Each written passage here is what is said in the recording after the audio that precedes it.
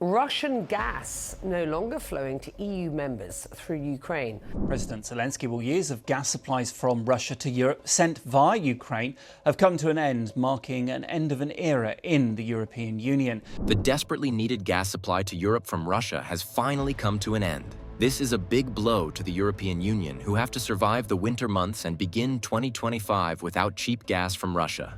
President of Ukraine Volodymyr Zelensky says his country will no longer allow Russian gas to flow into Europe through Ukraine because this gas trade has only helped Russia to keep the war going.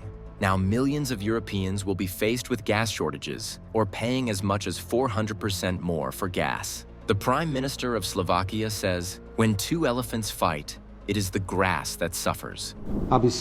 As we see these days when the transit of gas through Ukraine is stopped, which will have drastic impacts on all of us in the European Union, but not on the Russian Federation. Most European countries are entering the new year facing a stark new reality. The path ahead seems marked by rising inflation, soaring energy costs, and economic challenges that many nations are ill-equipped to handle. Can these issues be resolved? How might Russia and the United States respond? We'll explore these questions and more in this video. The Russia-Ukraine gas transit deal officially ended on December 31st, 2024. This was a major agreement that allowed Russian natural gas to pass through Ukraine to reach various European countries. It has been in place since 2019, ensuring a steady energy flow to Europe even after the Russia-Ukraine conflict erupted in 2022. The fact that gas continued flowing despite the war showed the importance of this arrangement for both nations and Europe as a whole. However, as the deal reached its expiration, it marked the end of an era in European energy.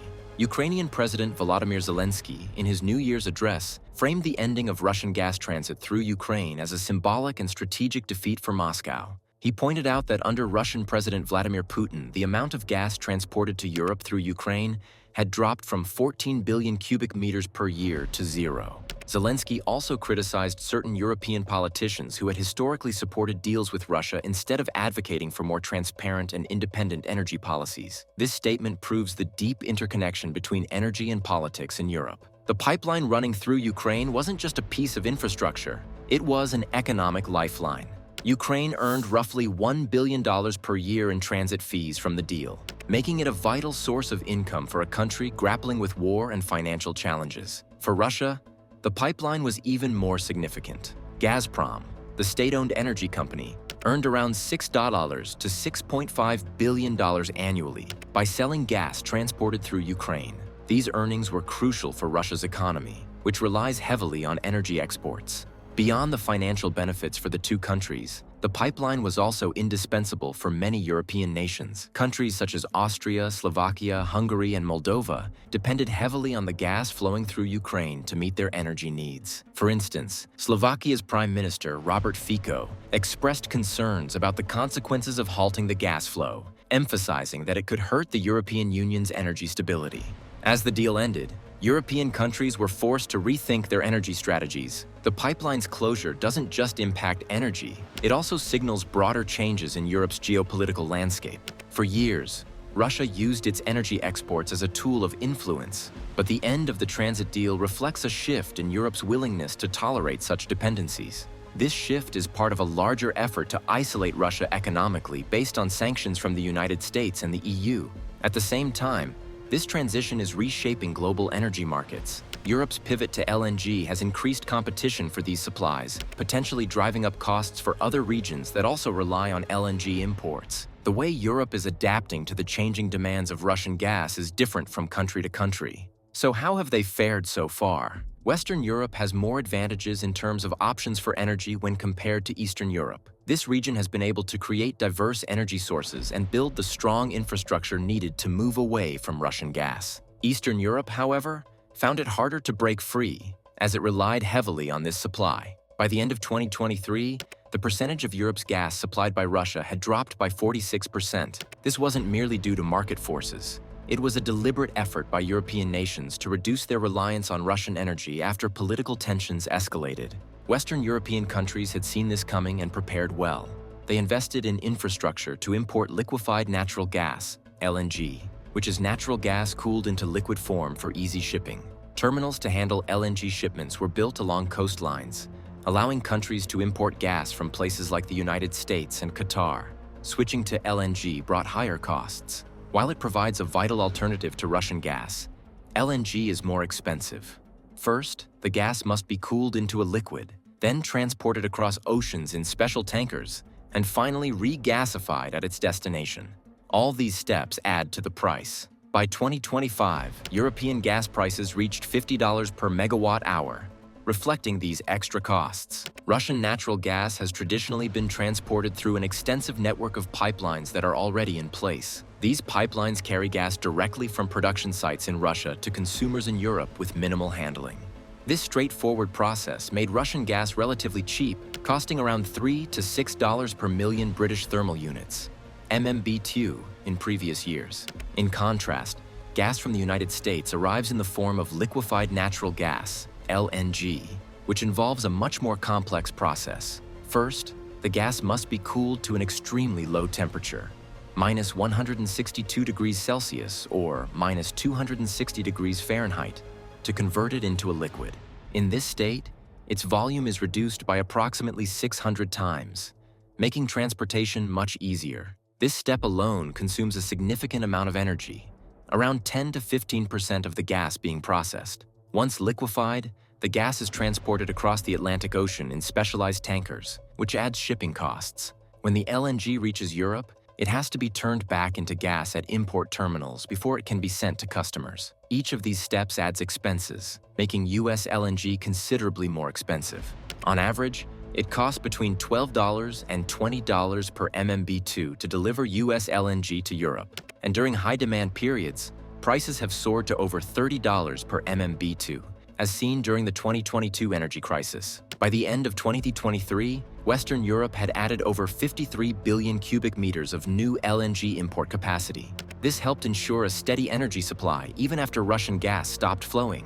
It also prevented severe price spikes. For instance, when Russian supply stopped, Western Europe managed to offset the loss with increased LNG imports, avoiding a full-blown energy crisis. But the story was different for Eastern Europe. Countries like Hungary and Slovakia, which depended heavily on Russian gas, are facing tough challenges. The sudden halt of gas through Ukraine led to immediate problems, such as rising energy prices and fears of shortages. While alternative pipelines and reserves exist, they couldn't fully replace the lost supply overnight. For these countries, the switch to LNG was slower because they lacked the necessary infrastructure. Unlike Western Europe, they had fewer terminals to import LNG.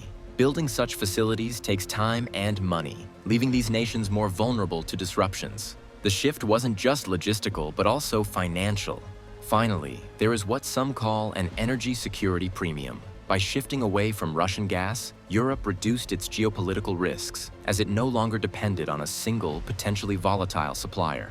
However, this diversification came with a financial cost. Relying on LNG, especially from the US, meant accepting higher prices as part of the trade-off for greater energy security, as explained earlier. In summary, Europe is paying about 4 times more for US-supplied gas than it does for Russian gas. This situation is particularly acute in the most vulnerable countries of the region. For example, Moldova, one of the hardest-hit countries in Eastern Europe, has found itself at the center of the energy crisis.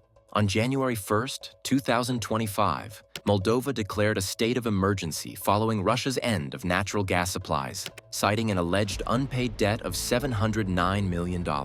This abrupt disruption has plunged the nation into a severe energy crisis amid freezing winter temperatures. The breakaway region of Transnistria, home to approximately 450,000 people, has been particularly affected. Local authorities have halted heating and hot water services, urging residents to dress warmly and avoid unsafe heating methods. Hospitals and certain facilities are exempt from these cuts, but the situation remains severe, with temperatures in Tiraspol, the main city, hovering around 4 degrees Celsius. Moldovan President Maia Sandu and Prime Minister Doran Risian have accused Russia of weaponizing energy supplies to destabilize the country ahead of parliamentary elections. In response, the government is implementing energy-saving measures and seeking alternative energy sources, including increased imports from Romania and boosting domestic production. However, these solutions require time and investment, leaving the immediate future uncertain. The energy crisis has also raised concerns about a potential humanitarian disaster. particularly in Transnistria. The lack of heating and hot water could lead to a mass exodus of residents seeking refuge in other parts of Moldova, further straining the country's resources. There are alternative routes that can be used to supply the area, but it would be more expensive, as experts explain. It's a very crucial moment. Moldova can get enough natural gas to Transnistria via an alternative route, the Turk Stream, but it will be more expensive, and Gazprom is not helping out. Meanwhile, it is not just Moldova that is severely affected. Slovakia is also affected and reacting extensively to the gas cut. In response to the transit halt, Slovak Prime Minister Robert Fico has expressed strong disapproval, labeling Ukraine's action as sabotage. The Prime Minister has accused big European countries of being selfish and not caring for the smaller ones. But we must see that selfish national interests of the big ones and meaningless geopolitical goals are beginning to dominate this community. And on the other hand, ignoring the needs of smaller ones. He stated that the coalition government is considering countermeasures in response to the suspension of Russian gas supplies, including reducing assistance to Ukrainian refugees and demanding compensation for the incurred losses. Despite having alternative sources and gas reserves, the country will face financial losses and may encounter increased transit fees for non-Russian gas. Slovakia is one of Europe's most dependent countries on Russian gas. It had prepared for disruptions in advance by stockpiling reserves and securing alternative supplies. However, the sudden halt of transit through Ukraine has intensified the pressure. The Ministry of Economy claims that reserves will meet the country's needs through 2025, but the costs will be significant. Fico also proposed revisiting support for 130,000 Ukrainian refugees, linking it directly to the energy crisis. His statement sparked criticism, including accusations from Ukraine's president, who described Slovakia's actions as opening a second energy front. There is a possibility that this problem will be resolved soon. A meeting involving Slovak, Ukrainian, and European Commission representatives is scheduled in Brussels to discuss the issue further. The situation is complex, and solutions would only be possible when parties involved are willing to compromise. You may be asking why these countries are not using alternatives. Why is Europe so dependent on gas? Europe's energy generation has undergone significant changes in recent years, striving to balance sustainability with security. Despite substantial investments in renewable energy, challenges persist in meeting the continent's energy demands without relying heavily on natural gas. In 2022 and 2023, the European Union achieved a notable milestone of generating a record 22% of its electricity using wind and solar energy. This means it surpassed fossil gas, which accounted for 20%. However, the transition has not been without obstacles. Periods of low wind and solar output have exposed the limitations of these sources in ensuring a stable energy supply. For example, at the end of 2024, Germany experienced sharp volatility in electricity prices during such periods, prompting an investigation into suspected market manipulations. The halt in Russian gas supplies has further exacerbated Europe's energy challenges. In response, the EU has been making significant investments in renewable energy infrastructure. In 2023, EU countries allocated nearly $110 billion to clean energy development, with Europe now spending 10 times more on renewables than on fossil fuels. Despite these substantial investments, the transition to renewables takes time, and the current infrastructure is not yet capable of fully replacing the stable supply of natural gas. The energy crisis has also accelerated policy initiatives aimed at reducing dependence on fossil fuels. The European Green Deal and the REPower EU plan are central to these efforts, aiming to bolster energy security by saving energy, accelerating the clean energy transition, and diversifying energy imports. For now, Europe will have to continue paying the high cost for US LNG until the Russian gas embargo is resolved. We hope you enjoyed the video. For more updates, don't forget to subscribe to the channel and hit the like button. Thanks for watching, and see you in the next one.